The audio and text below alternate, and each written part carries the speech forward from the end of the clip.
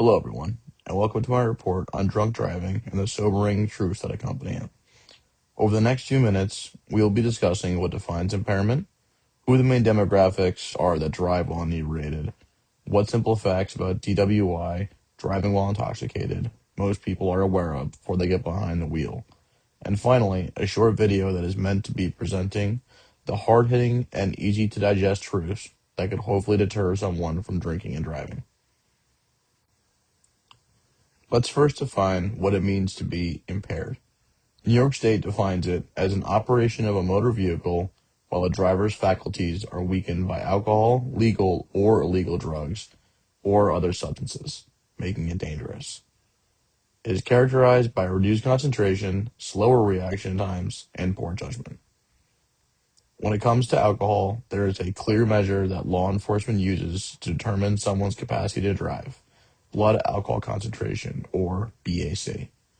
This test can be conducted in a hospital or field setting, allowing police to determine the amount of alcohol in someone's bloodstream. In New York State, a driver is considered legally intoxicated if their BAC is 0.08% or greater. This can be measured using a breathalyzer, in which a person blows into a device that provides an estimate of their BAC. By utilizing this, the state sets a standard that all drivers must adhere to. Impairment can also come from other substances, including the over-the-counter medications, marijuana, and other drugs. Currently, there is no direct equivalent to BAC for drugs, but officers use standardized field sobriety tests. These are a series of roadside tests that allow officers to observe behaviors and actions that would normally be performed without issue. If drugs or other substances are involved, these actions may be exaggerated or impaired, allowing the officer to make an informed decision about whether the person is fit to drive. A wide range of demographics are involved when it comes to impaired driving. The CDC has compiled data identifying which groups are most likely to drive while impaired. Teen drivers tend to have lower rates of alcohol-impaired driving. However, they report higher rates of cannabis use prior to driving. While only about 5% reported driving after drinking, a significantly higher percentage reported riding with somebody who has been drinking, which is just as dangerous. Young adults aged 21 to 24 have the highest rates of drinking and driving, at around 29%.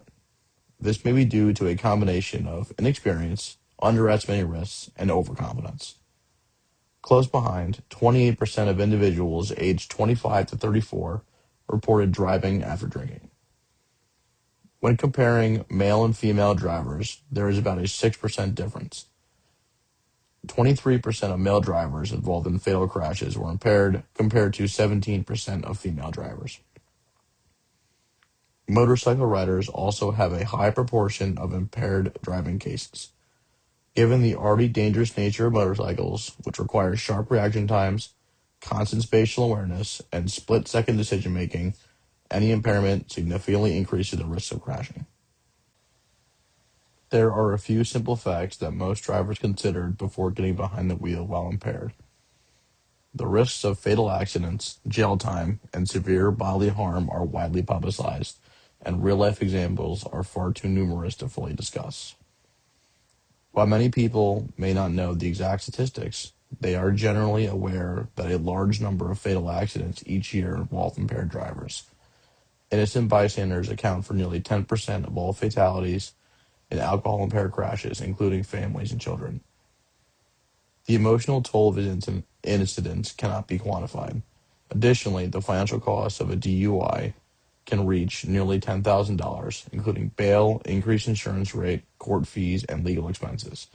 This does not even include potential medical bills or the loss of driving privileges. The following video is a compilation of hard truths about drinking and driving. It was designed to encourage people to think twice before getting behind the wheel while impaired. It highlights fatality statistics for both drivers and innocent bystanders to humanize the impact of these decisions.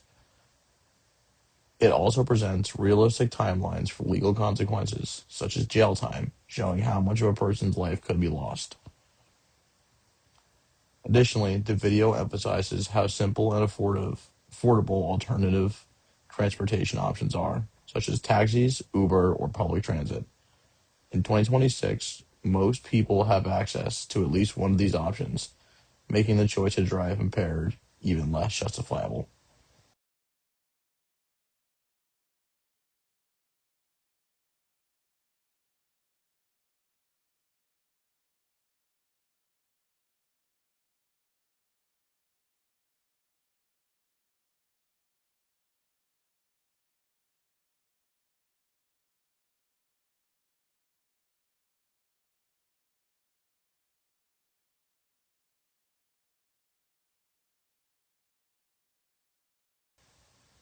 The main sources for this presentation include the CDC's research on risk factors for impaired driving, the New York State Police website for the official definitions of impaired driving, the National Highway Traffic Safety Administration for statistics on crash and fatalities involving impaired drivers. These sources were especially helpful in understanding the number of child fatalities, whether as passengers of impaired drivers or victims of crashes caused by them. Hopefully, this information is enough to demonstrate that driving while impaired is not only irresponsible, but also dangerous and potentially deadly for both yourself and others.